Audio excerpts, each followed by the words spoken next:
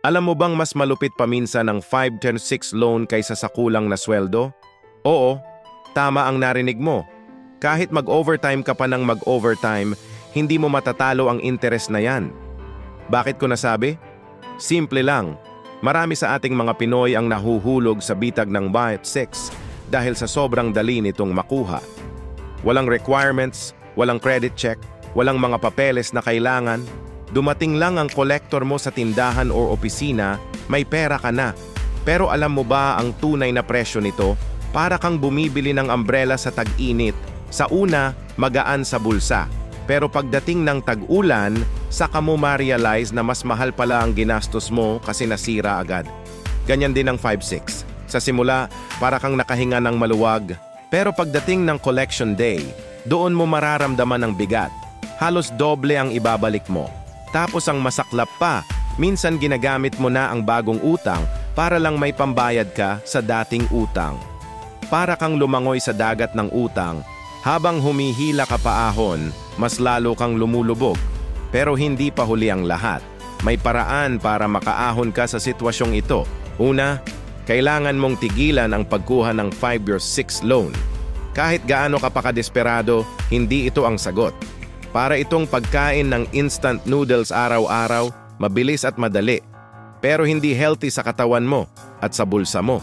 Pangalawa, kung may existing loans ka na, gumawa ka ng matibay na repayment plan. Alam mo ba ang debt avalanche method? Simple lang ito. Unahin mong bayaran ang utang na may pinakamataas na interes. Pagkatapos nun, ilipat mo ang budget sa susunod na utang. Para itong paggugupo ng bowling pins, isa-isa hanggang maubos. Pangatlo, maghanap ka ng alternatibo. May mga gamit ka ba sa bahay na hindi mo na ginagamit pero may value pa? Pwede mong ipon. May skills ka ba na pwedeng pagkakitaan? Mag-side hustle ka? May mga kamag-anak ka ba na pwedeng hinga ng tulong? Mas maganda kung walang interest, di ba? Oo, mas mahirap ito sa simula. Parang diet, hindi madali sa una pero worth it sa bandang huli. Mas maganda na ang dahan-dahan pero sigurado kaysa sa mabilis pero delikado. Kung napapaisip ka ngayon kung paano mo simulan ang financial freedom mo, nasa tamang lugar ka. Dito sa Money Smart PH, tuturuan kita kung paano umahon sa utang nang hindi nalulunod sa interes.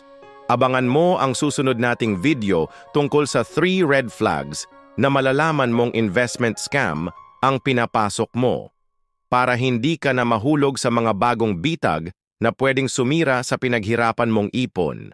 I-click mo na ang subscribe button at notification bell para updated ka sa mga bagong tips kung paano maging mas matalino sa pera. Share mo rin sa mga kaibigan mo na kailangan ng ganitong advice. Tandaan, hindi ka nag-iisa sa laban na ito. Kayang-kaya mong umahon. Ako si Money Master Mike at hanggang sa susunod na video.